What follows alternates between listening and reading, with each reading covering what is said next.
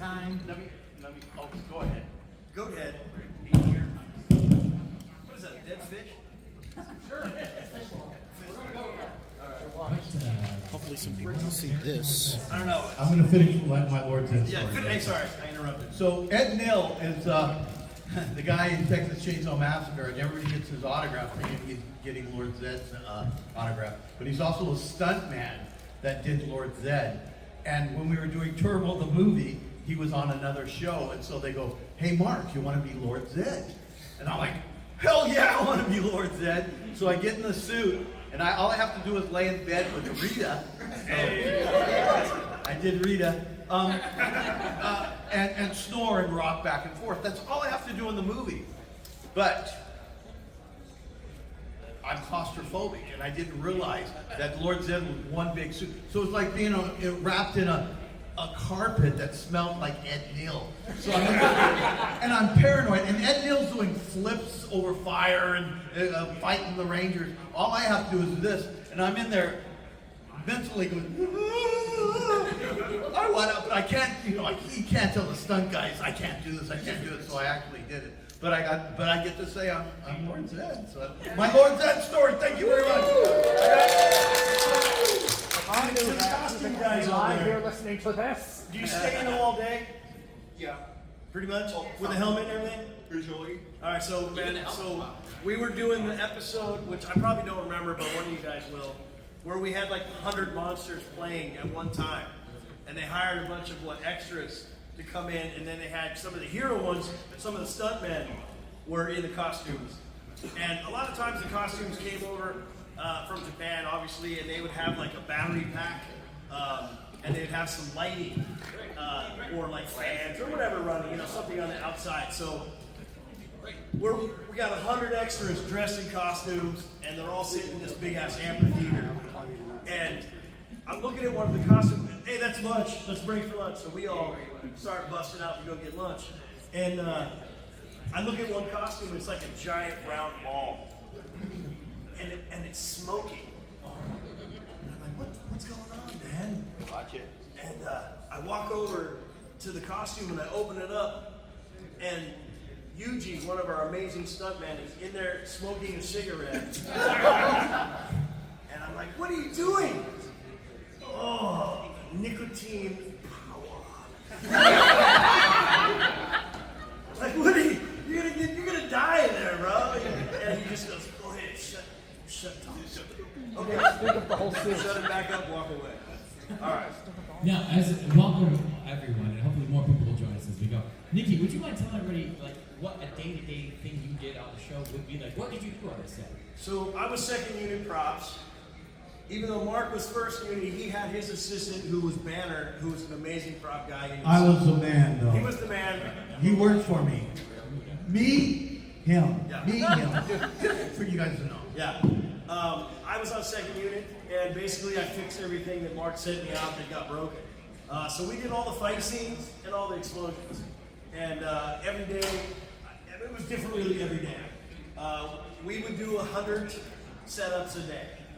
Now a setup, for some of you people who don't know, is a camera setup is one direction, that's one setup. So our director was usually Koichi or Makoto. Jeff Pruitt. Oh, you were Koichi?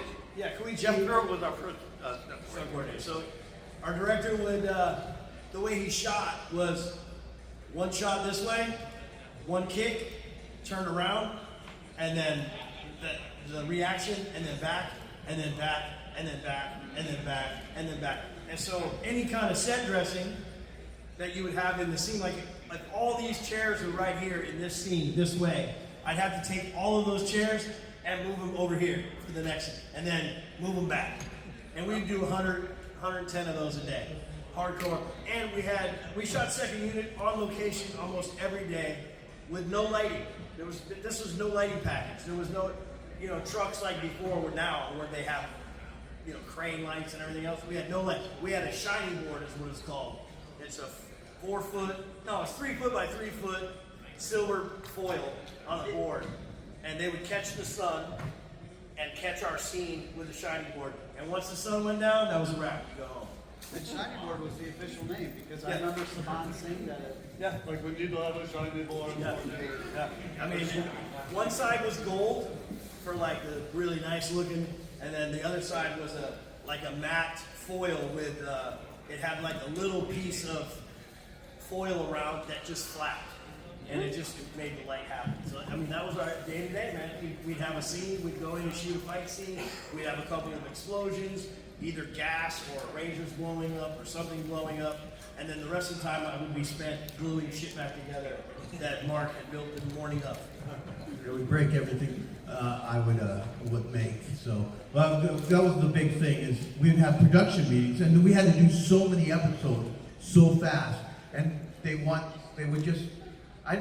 was too stupid to realize that this is not the way you do shows. When they'd say, we need a device that saves the world and we need it tomorrow morning. So and they wouldn't tell me what it looked like, what it needed to do. They just needed to save the world. A little pressure on me. So I'd make the device, and if it wasn't exactly how the director saw it as mine, he never talked to me about it. I would have the AD coming up to me and going, well, this isn't the device to save the world. It doesn't work. And they would say, it's on the call sheet, Mark. And I was like, you can put cure for cancer on the call sheet, and it's not going to cure the cancer. I'm going to come up with whatever I can come up with. But there was a lot of that where we just made things on the spot. We just had to come up with things. And a lot of it was disastrous. One of the worst ones was with David Yost. He's fighting this spider monster. And they have, I don't know if you've ever seen hot glue Weber for horror films. We use it in a horror film. And what it is, it's a hot glue gun. And it's got an air compressor to it, so it sprays the web onto things, and it looks really good. And I thought, hell, I could use this for the spider, spraying it on the Blue Ranger. So David Yost turns into the Blue Ranger, and I have this hot glue gun with the air compressor right under him, and I hit him so you get him, he lands, and they go, action, and he starts going, ah, ah, ah, and the hot glue's burning all through the deal. So it's because I never tested it. I just came up with it on the spot and made it. But at the same time, I just want to say this as a statement. Was the reason why the original Power Rangers was so successful because it was, in all honesty, punk rock. Yeah. It was a bunch of guys that wanted to do it, had somewhat talented, but we just did it. We didn't see production designers, we didn't see producers, we just went out there and made it happen. And it worked for some reason. It was punk rock. All right, I don't know why I'm even on this tangent. That's actually one of the things I wanted to ask you for sure. Was right back at the very, very beginning of the show that like you feel like you're probably not going to be talking about 35 years later up on a panel about when you're doing it, when you got it. What was you don't have to get too personal. What was your life like, or what were you doing when you got the job and started it? I was doing weapons on low budget. I came from Trauma. I was, and with Trauma, I did like Nukem High 2 and 3. I was Toxic Avenger for Lloyd Kaufman. And with Trauma, you would go, hey, Mark, come here. We need you to make a prop for a mad scientist. Be the mad scientist, make a prop for the mad scientist, and then could you build a set for a mad scientist? Then be the mad scientist, but make the set, make the prop, and be the mad scientist. And action, you know. It was so when I came to Power in the early days of Power Rangers, you know, that's the reason why I could go. I was Serpicon, or I was Lord Zed, or I was the taxi driver, because I was used to like, hey Mark, just jump in the suit and be that character. But that's what Power Rangers was back then. We had the liberty we had to do whatever, we had the luxury and the disastrous job of actually making. They'd be like, hey, we need a gardener. You want to be a gardener in this scene? You're like, oh, all right, cool. You're in the wardrobe trailer. 10 minutes later, you're being a gardener. I mean that. Or hey, you want to run the camera today? Or you want to, you know? You're like, yeah, all right, cool. It was all an experiment day after day. We could go on and on about stuff like that. My meetings with the producers. When we were doing, I think it was Turbo, where we had a bomb every episode. Yeah. They had a problem. We couldn't. A lot of my guns kind of look like penises, and I don't know why. It scares me when I think about it. But I couldn't make a gun look like a gun. I could make it look like a penis, but I couldn't make it a gun.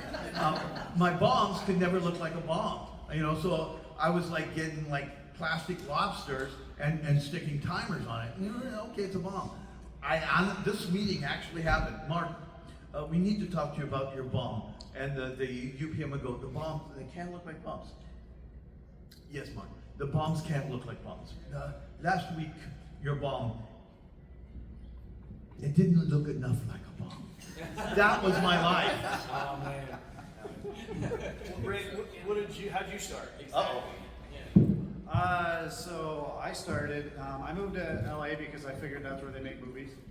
And I was showing everyone it used to make movies. And I was showing everyone my portfolio. I had a massive portfolio that I'd walk around with. And there was a book that you would actually look at called Hollywood 411. And it would have a list of all the visual effects companies because I figured visual effects is probably how I can get in and start directing. Would be my toe in the door would be visual effects. So I was bringing my portfolio around, and the studios would say, "Oh, you know, this looks very nice." I go to Rhythm and Hughes. This looks very nice. Come back when you've done something. Or I go to the Kyoto Brothers, and I love the Kyoto Brothers work. I'm like flipping out because there's the Winnebago from Spaceballs and stuff, and I'm like, they're like, "Yeah, this is great, but once you've done something, you know, come back and let us know." So I was working at a Brookstone. And I met somebody who knew a producer at Paramount, and I went and talked to that person. This was probably the 500th person I went and talked to. But I talked to this producer at Paramount, and they said, "Oh, we know someone at this facility called Modern Video Film. They've got some kids show. They need more people because the first season went well." So I go there. And I didn't know them, but they knew the producer, whoever at Paramount. They're like, "Oh, we don't like that producer. Who's this kid coming in?" And I don't know. I'm just like, "Hello, can I make things for you? I'd like to make stuff." And it was a post-production facility. They had the visual effects department was pretty much created to do Power Rangers at night. During the day, they'd have big clients come in. Steven Spielberg would be sitting in the edit bay, looking at whatever. Warner Brothers was right across the street. They were doing Friends. They just had a ton of shows, and then the owner of the facility was friends with Heinz Saban. Let you guys come in the dark. And then at night, we'd come in and like, "Hey, use this, $1 million equipment and do whatever you can." So you can figure out. So they've been doing that for one season, and it was huge, and they knew they wanted to do more stuff. So I was the third artist hired to work on the show, and the very first thing I did, they had me come in, and it was a dark room, and they had some footage of people, of a model of the moon base, I guess, the moon castle, Rita's castle, and they knew that they were going to have putties take Rita's garbage can and throw it off of the veranda and out into space. And so my test was, they looked at my stuff, they're like, "Okay, that's nice." So like, "Here, come over here, make a mat for this railing on this model." And I'm like, "Okay, mat. That's how you know what a mat that means black and white. That means I gotta, I'm like, okay, and then there's a tablet, and I can draw on it. I'm like, "Okay, am I just drawing on the frame?" They're like, "Yeah, just draw like right on the frame," because the frame is actually underneath electronically what you're drawing on. So like, we'll set it up with the layer for you. So just make, white lines where the fence is. And I swear to God, they left me alone for like 20 minutes, and I'm just like sweating every pixel. I'm like zooming in, like, "Oh man, I hope I do a good job. I hope I do a good job." And I'm basically, it's just a line that goes across and a bunch of lines that go down. And it's just Power Rangers, but I don't know anything. So I'm like trying to be like pixel perfect with what I'm doing. It's my big test. And then that ended up being used in the show. So that was the very first effect I did, was draw a mat. But from that, I got hired because also I could sculpt. And they knew that they were going to do, in season 2, they had a plan for when the putties got hit, they'd break apart. I imagine the plan was because the toys already existed, so they wanted the effect to match the toy. And so they were just thinking, "Okay, this guy can draw stuff. We can have him help with the coordinating, but he can also do some effects, and he can do our stop motion animation." So I was super excited to do that. But that's how I got my break in Hollywood. Wait, and I'm the kind of guy that like, I'll be telling a story and I'll see something, "Oh, shiny." I'm sorry. How I got into it was, I was doing weapons for PM Entertainment, and they called me saying they wanted me to do props. But I was doing night jobs, so I couldn't get to the interview. And Yuda, who is an unsung hero, he's the guy that had the overall look of Power Rangers that no one talks about for some reason. He said, I missed 3 interviews with him. He called me up and goes, listen, you start tomorrow or don't come in at all. So I came in and they gave me a videotape. And I watched it and my head exploded because I'm a huge Godzilla fan. I'm looking at it, I go, this is amazing. And that's how I got my job. But I thought when they hired me, because I was doing weapons all the time, that the blasters were going to fire blanks. I to this day, I have no idea why they wanted me so bad. It was just so weird. But that's how I started. I was a failed model. I quit college and drove to Hollywood and thought I was going to be a famous model. And I showed up in an office on Robertson Boulevard, and I came to the door, and the lady, she said, "What do you want?" And I'm like, well, I just quit college. I'm here to be a model. What do you mean? Look at me. She's like, "You're too short. You'll never work." I'm like, okay. He said he was too small. Yeah. So she says, "Can you move a couch?" And I'm like, "It's one of those couch stories, you know?" I'm like, "Yeah." She goes, "Come back tomorrow." And I'm like, "All right." So I started in a modeling agency, and I learned the business that way. And then a couple of years later, I worked at Culver Studios. I did about 4 years at Culver Studios, and then I got a phone call one day out of the blue. A couple friends that I'd met were stuntmen on the show, and they're like, "Hey man, this guy named Mark is looking for a guy. He needs somebody tomorrow, 5 a.m. Can you make it?" I'm like, "Where's that?" I said, "Yeah, Valencia, I can go out there." So I got there about 4 o'clock in the morning. I always show up early. It's just kind of nondescript building out in the middle of Valencia. And I go in and I'm looking for Mark. I have no idea who he looks like. I have no contact. I didn't really know him. I kind of look like Charles Manson back then. Yeah, I mean, it was like dark and scary. And I'm walking through this building. I see this guy. He's walking in, half asleep. He's like, "Hey, you Nikki? You Mark?" "Yeah." He gives me a piece of paper, which was the map and a call sheet. And he's like, "Here you go, and the keys to the van. Here you go." And I'm like, "What's this?" He's like, "Just follow the map, go to the location." And a shovel. And I'm like, "You're not coming with me?" He's like, "No, dude, go ahead, you're second unit." And I'm like, "Okay." I get in the van, it's packed up pretty well, everything was in there. I show up, it's all Japanese guys. Nobody speaking English. I'm like, what have I gotten myself into, man?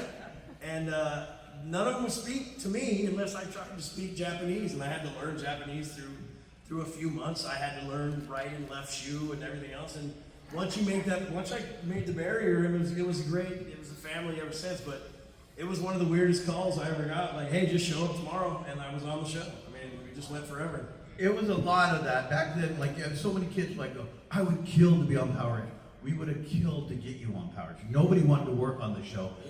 During the pilot, the putty suits were wetsuits. And they're, it's like 90 degrees out in Vasquez Rocks. We had stunt guys fainting. So they were going to background people going, "Will you be a putty?" And I go, "No, I'm not going to put that on." So, they ended up shutting down until they could come up with a different fabric. But the original putty suits, they just did gray wetsuits. And literally, we had 2 people faint the first day of production. But Danielle Baker is here. She's at our table. She was our costume designer. So she did all that stuff. She's amazing. No, she didn't do that. She didn't come No, on. she didn't come with those? No, she came on later. Oh, she came on later yeah. after that. Well, anyway, she did 500 The girl that we had, she just passed away, in fact. But I was watching, what's the new Star Wars thing with the little Yoda? The Mandalorian. She was the costume designer for the Mandalorian. Original, yeah. They went on. A lot of people went on to do great things, Yeah, a lot of us. A lot, and then the other people came and do like low budget Ranger conventions. We're happy to have you. We were going, I guess, like you guys were, and we, the guy that I let's see, I was living with my buddy from high school. We had met out in California, got a place together, and so when I got the job, and we needed more artists, it's like there's too much work. We need more artists, and VR Troopers was revving up. Hey, where you going? More Saban things were revving up. We're not done. And so I'm like, well, my buddy is an incredible illustrator. Like, should we hire him? They're like, yes, hire him now. And then he like went on a date with some girl, and she was roommates with a guy, and my buddy saw his artwork in their apartment. He's like, oh, you gotta go meet this guy. He has really great art in his apartment. So we go meet him. We're like, hey, we want to hire you to work on this show. So we were just trying to find more artists to work on the show, and so it was a lot of friends. It was, And just it was super low acquaintances. budget and If you were non-union. an artist, you could get in. Right. You were in. It was a blast. Remember the rat bug? Does anyone remember that? Yeah. Billy Steele. The art department. Do you remember what was in the back of the rad bug? It was a cake. It was a big It's a big cake. The art department gets it full with beer, and they go, "Hey, we gotta empty the keg." So we're building the rad bug. We all just got blitz drinking this. So yeah, so we literally got drunk on our ass. We had to hold up production because the entire art department was drunk. See, I never thought Mark drank. All these years, like I've known him for 30 years, I never thought he drank. Yeah, I drink like a fish. You don't want to buy me a drink tonight, I'll have a drink with you. I got you, Mark. Thank you, brother. I appreciate that. I had one, I didn't want, and Nikki has never drank. He's never drank. Neither did my other assistant, Banner. Neither one of them, Banner, drinks like a fish now, too. But, none of them did drugs. The art department, well, okay, where's the camera? Art department, those guys were partiers. They would stay up late at night trying to get. Would we have like less than 10 guys for the whole art department?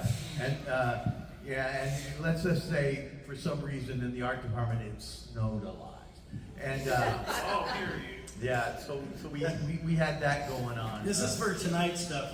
We're Okay, yeah. This is for dark stuff. We didn't do any of that. My hands and mouth are tied. Cars and drive them around after work in the parking lot. But I did not do drugs. I was in punk bands all my life. Those guys were doing heroin. I didn't do drugs. I thought pot and stuff was for hippies, and I didn't want to do that. But I would go into the art department, and they would act all weird, hide things, because they were paranoid I'd catch them doing drugs. So one time I got so pissed off, this is horrible, but I went to where they hide their cocaine and did a line. I never did a line before. I did a line, and I was high as a kite. I didn't even know that. And I kept it a secret. This is my friends that showed up here. And all I wanted to do was do more of the coke, but I knew I can't do this. But, I had a production meeting. I'm at the production meeting for the first time in my life, high on coke, and I'm coming up with concepts for the show, and they're looking at me going, "Oh, that's a good idea," and I'm thinking, holy shit, I'm so high, I don't even know what I'm talking about. The next day I had no idea. They go, "Well, Mark, you know that idea for a spaceship, we should do that." I'm like, what spaceship? Man, that's very, very unprofessional time. I can't believe I didn't even know this. I did it one time, folks. But if anyone has any coke tonight, I wish to try to show you. I'll tell you about spaceships. Now, guys, is there anything over the course of the franchise, be it a shot or a prop or a visual effect, that you snuck into the show as sort of a gag that made it past? I saw that Visual face. effects all the time. Yes, Oh, all right. We were drawing, we're drawing electricity. We're drawing a frame at a time, so we're putting our names in it. There's like a face stealer guy, and he's supposed to be releasing the faces he's been stealing all episode. They don't give us anything, but I know that I think he had like Rocky or someone, whoever the Rangers were.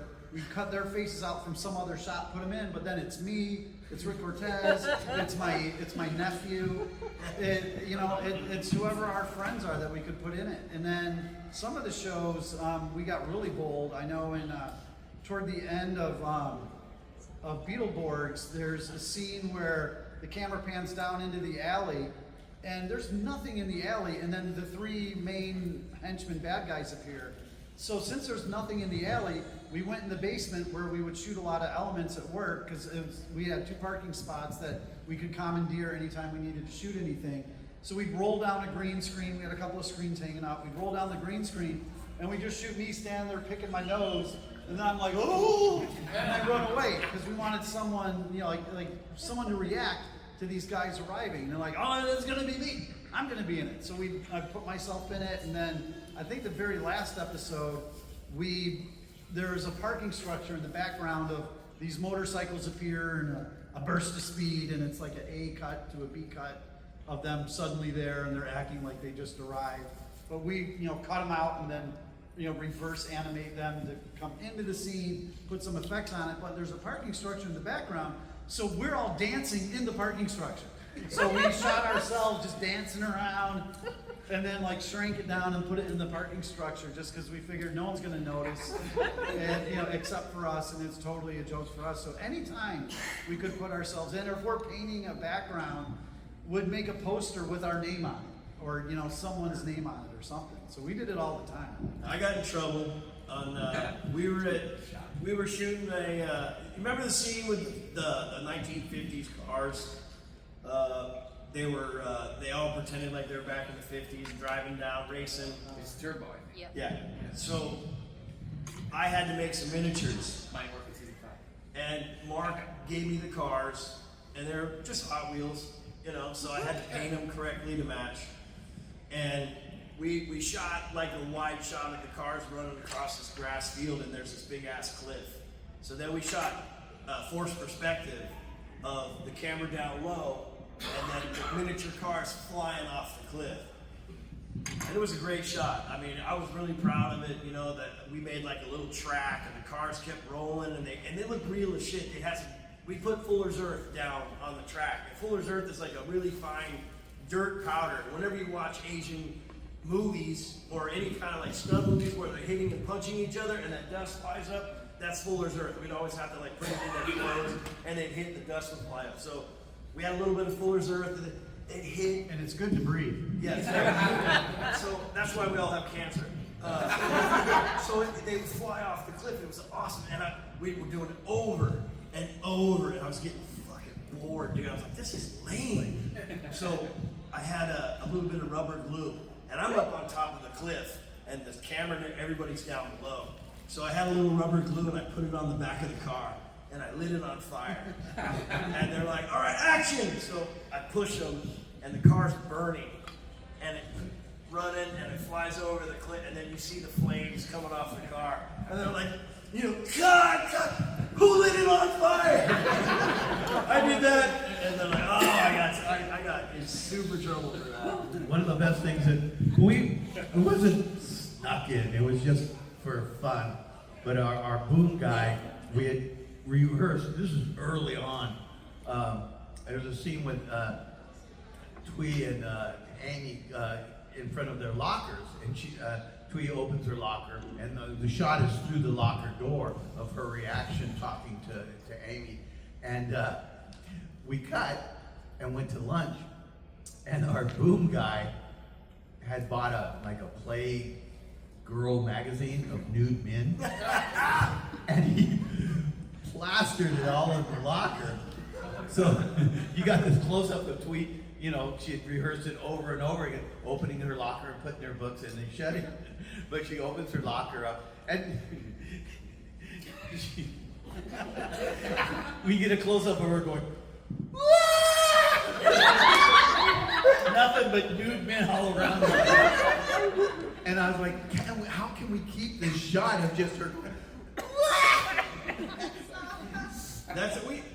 Me and Mark have done tons of movies besides this together, and that's what we would do to actors. We would, if they ever had to read a piece of paper or open up something, we would always draw a nutsack or something on it, and they'd try to deliver their line, and they'd open it up, and there'd just be a big hairy nutsack, and you'd see them break, you're just standing so proud, fuck, I did that. I know this is not Power Rangers, but I was working on Switched at Birth with Leah Thompson, and there's a scene where they did this. Whenever they did this, I'm like, oh my God, I'm gonna have fun with this. She opens her refrigerator, and I had just did a House of a Thousand Corpses, and I had all these severed heads, and I stuck all these severed heads in the refrigerator, and she opens the door, doesn't react to it all, does it, I'm like, what the hell?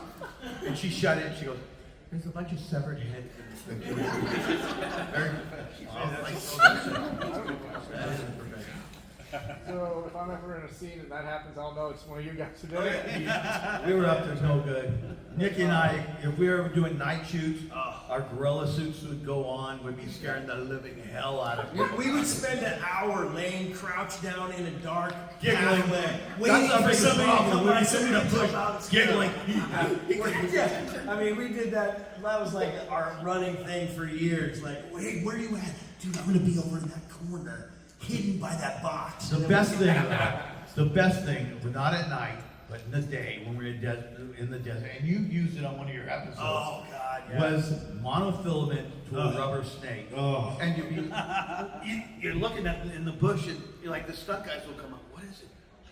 I think there's a snake right there. And all you had to do is move your foot back like 6 inches, like that, and that snake would jump out.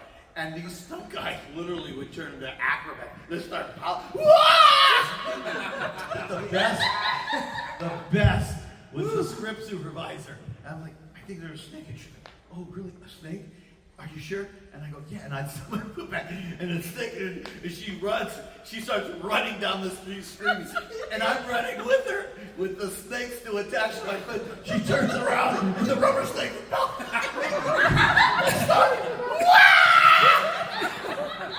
Even though the Japanese stunt guys were like super hardcore, they were scared of bugs. So anytime we were sitting around like a group just hanging out, I'd find myself a long stick. And I'd just, like I'm hanging out with her, I'd have it behind my back, and I'd bring it up over here, and I'd be like, what the fuck is that?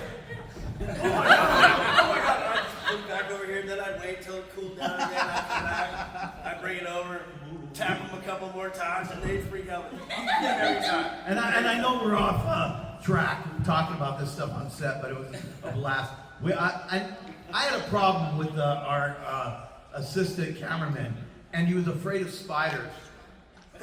And I did a thing with Vulcan Skull with a dart gun, and it was a very old 50s style dart gun, and he shoots the dart gun, and it kind of comes out and lands.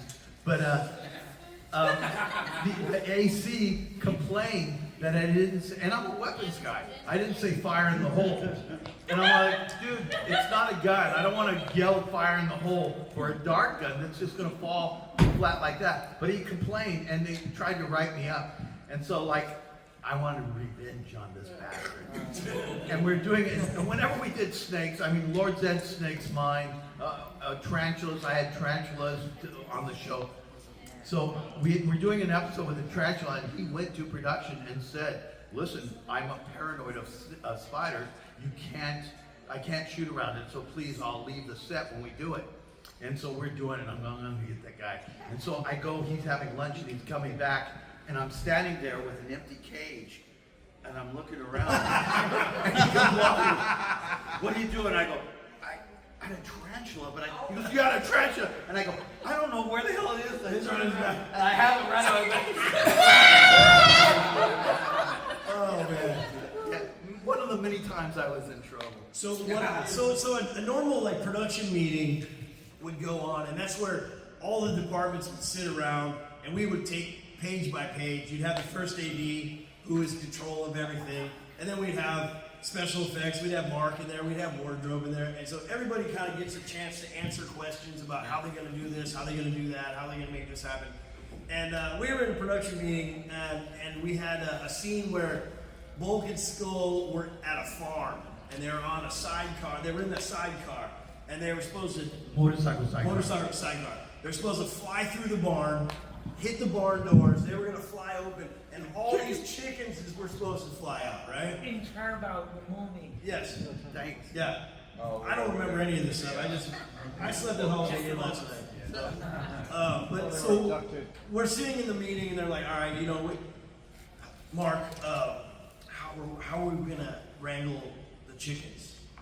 And Mark's like, well, we're going to need a couple PAs, an extra couple PAs, which is a production assistant. They kind of help manage all the stuff that we can't manage, right? So I think they gave us like 6 or 8 extra PAs. We had all this extra help. And we go down to downtown Los Angeles, has like they have a jewelry place, a toy. Oh, I lost 2 other people there, man. Basically, you get chickens. It's Sorry. okay, it's all right. Unfortunate. I guess they like chickens. They don't like chicken stories.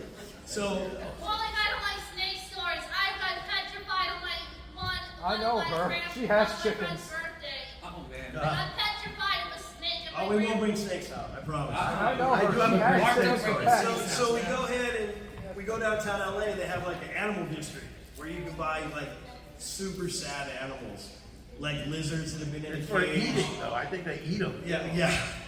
And we get these chickens, and so we're like, all right, we got like 10 chickens, and most of them look half dead, and they're in these cages. They've probably been in cages forever.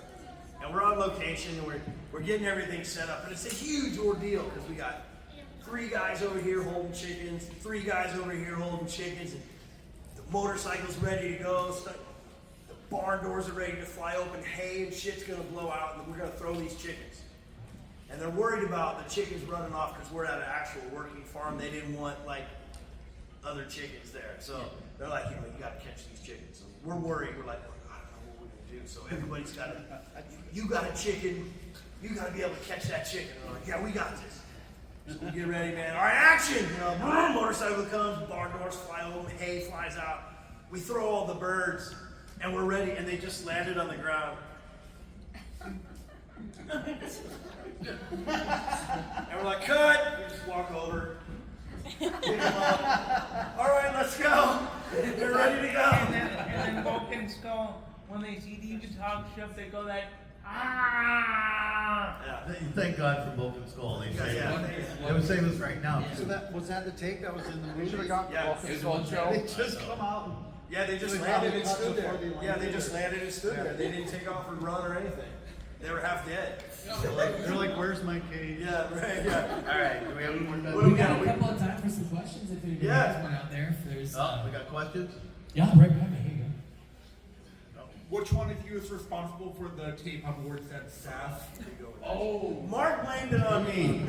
Mark blamed it on me. I never touched the stupid tape on Zed's sword. I mean, his staff. Wait a Mark second. has always thought Wait like a you. second. That was evil Rita duct tape. That had nothing to do with it. That was Rita Repulsive. You blame her for that. Yeah. Because she was, Lord Zed had broken his staff, and he went to Rita, and she goes, make my staff fix. And then there it was. But see, so that's a He had nothing to crossover. do with it. That's a crossover prop because it didn't have anything to do with our department. It does, but it didn't. But mostly John Countess, who was our monster guy. Oh wait, John Countess. Yeah, I got a great John. This is the best story. But it was John Countess' fault. It was his So fault. if it ever comes up, I did not do it. John Countess' fault for that, for the Green Ranger's bib. It's my fault that I gave him a blaster instead of the dragon dagger. Okay, this is John Countess. We're on second unit. This is my favorite story ever.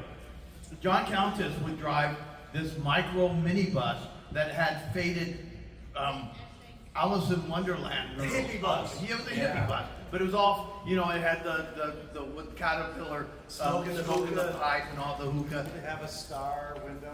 Yes, but when he'd bring the monsters to set, we were at Kenneth. No, we were at the Castaic Lake. Castaic Lake. When he'd bring the monsters to set, he would load them all in his minivan, so he'd have it look like a bus full of monsters.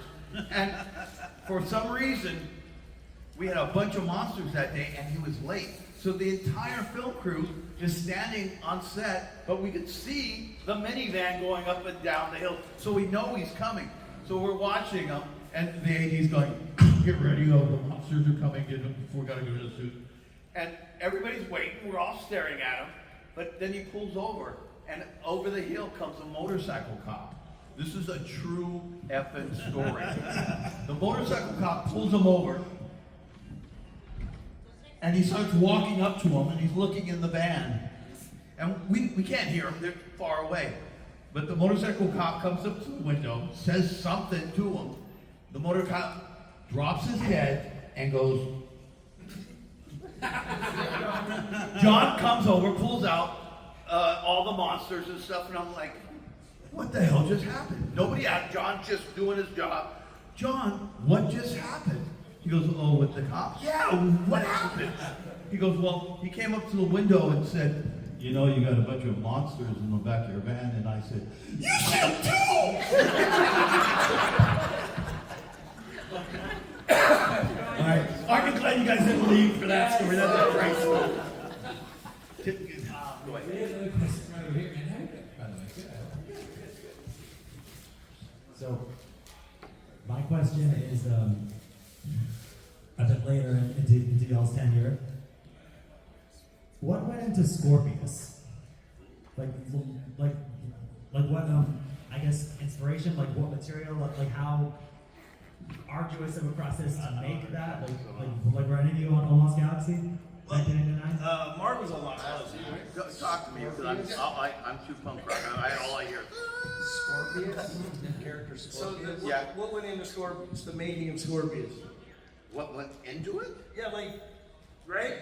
Yeah, like with the design for it, the whole idea. So it came from Japan. It came from Japan. I don't know. All that stuff. The only thing we made was Lord Zed. Everything else was from Japan. Everything from Japan had like a woman part I'm pretty sure Scorpius or a was- man part on it somehow.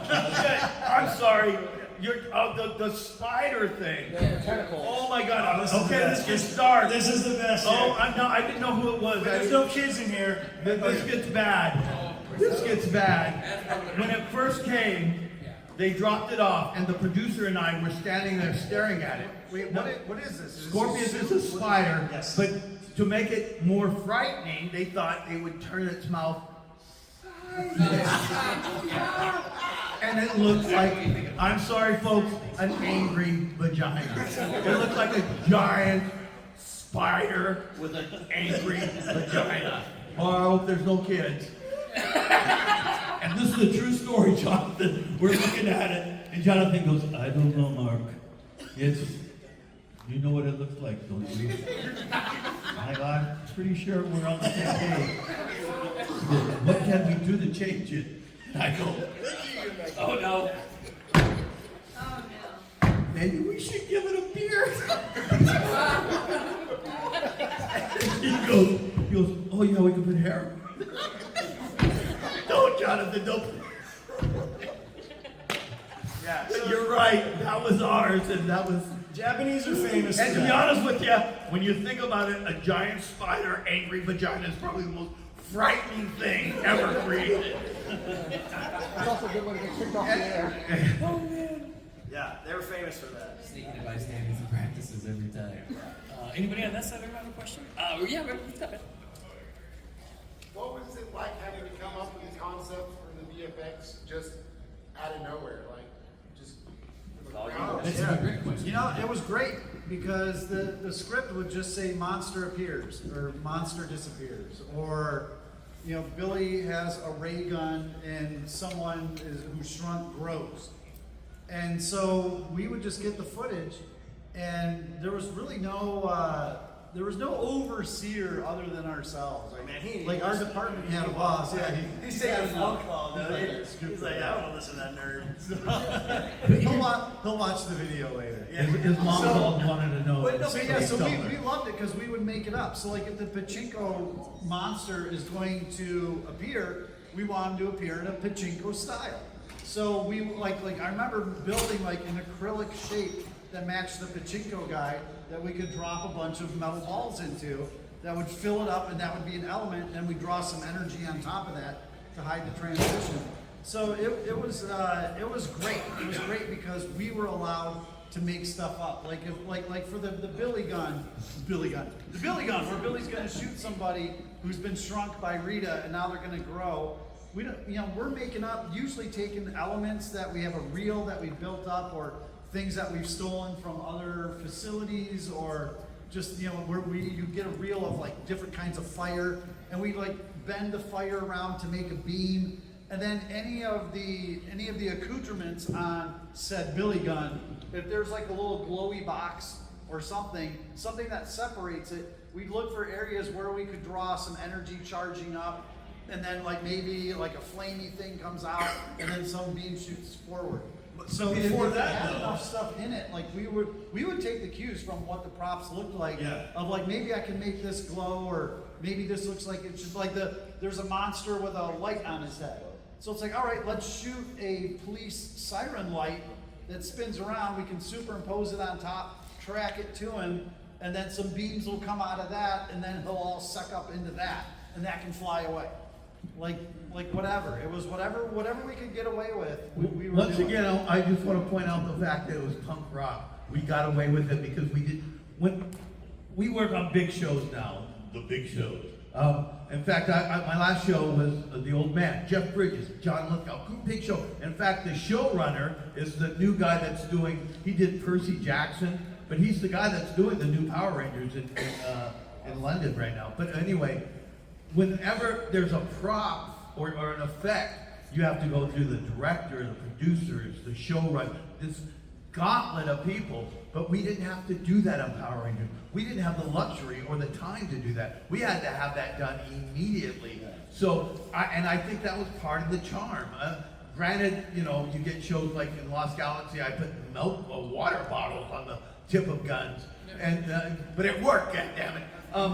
Anything sprayed with silver worked. And yeah, sprayed silver with the little dry brush black. Yeah. But we had that luxury of just doing it, and it worked, and it was fun. And Power Rangers has never really, I think, accomplished the fact of having that feeling on any of the new shows. And being on second unit, I would have a director who would have a vision different from what they would do on first unit. Like, we were almost two different TV shows working together simultaneously. So second unit, we did an episode where the putties, no, not the putties, the cogs.